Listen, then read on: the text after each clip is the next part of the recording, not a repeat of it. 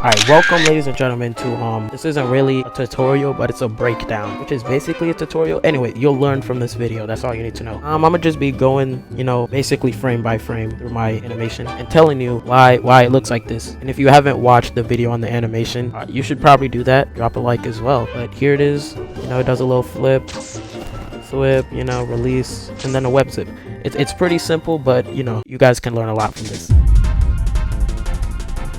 So first important thing, this is these are all the buildings. I don't really use all these buildings, but it's good to have these here. This is gonna be in a pack, by the way. I'm gonna be releasing a pack at like 300 subscribers. This is gonna be in it, so subscribe if you want this pack. I'm just saying. Second important thing, actually, you can see as I switch between these two frames, nothing changes. That's called double framing. By the way, I'm at 18 FPS. Double framing doesn't really work at lower FPS. I recommend you start double framing once you can start animating at 17 FPS, 16. Other than that, double framing isn't really important. So here we are, 18 FPS. So I'm allowed to double frame. You barely even notice it. I only use it for easing, basically. Let's slow it down. Let's slow down the FPS. You can see how he just slowly moves into frame. You don't really notice this when I'm at 18 FPS. It's just going by so quickly, but that's what this video is for, to notice the tiny details.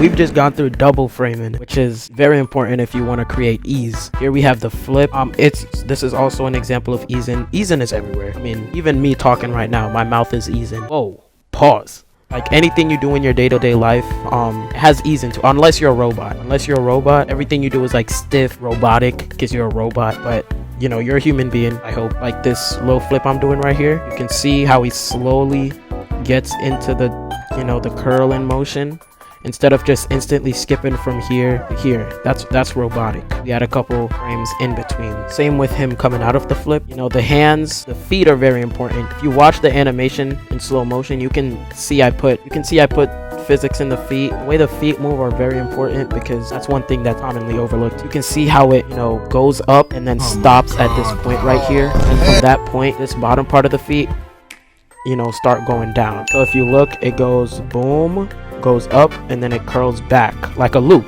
Here we can see the loop goes up, then it curls back.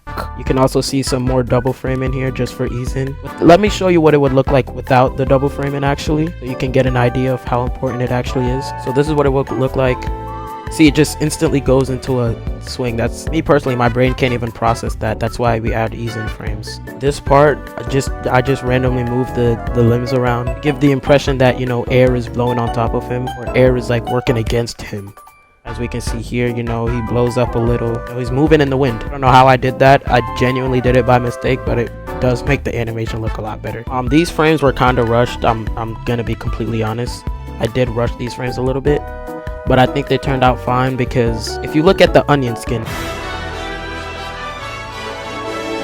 by the way, the onion skins are those transparent little these things right here. Because if you look at the onion skins, he moves pretty quickly. And actually, onion skins are very, very important when easing, because if you look here, the onion skins are very close to each other. They're not even that far apart, and only like specific limbs are moving. Then you can see them gradually stray farther and farther away from each other. This is how close they were, and now this is how close they are. They're not even close. Yeah, onion skins are very important for easing, because it helps you visualize it a lot better. See how far this pose is from this pose. You can see how close this pose is from this pose. That's what easing basically is. Keep mind of that. So yeah, onion skins are farther away from each other, and then you can see them get closer to each other until we're in the skydiving pose. And with this kind of swing upwards, you can see them stray farther away from each other gradually, and then they get closer to each other right here. You start getting to the peak of the swing and to the pose. Pose is also double framed, because that's what I want you to look at.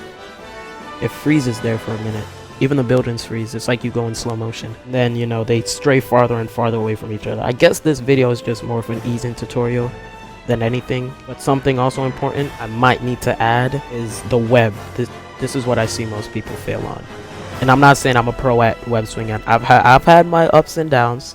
Oh wow, okay, if you look here, actually you can see, like, even if this building isn't even in frame yet, but I still kind of have it there to visualize. So remember, where usually I just look at where I place the web, and I make sure, okay, it's not really following the building there, but yeah, look, it's on the bottom It's like, yeah, it's under the top one. Go into a next frame, it's still under the top one. Go next frame, it's still under the top one. So that's just kind of there to visualize. Other buildings are just kind of useless. Buildings can actually be used to, you know, visualize speed. If I had this building, look how far the onion skins are away from each other. If I had them very close to each other, it would make it look like, you know, Spider-Man's moving a little slow, because, you know, it goes across the screen so quickly. It makes it look like Spider-Man's going quickly, when in reality he's in the same position.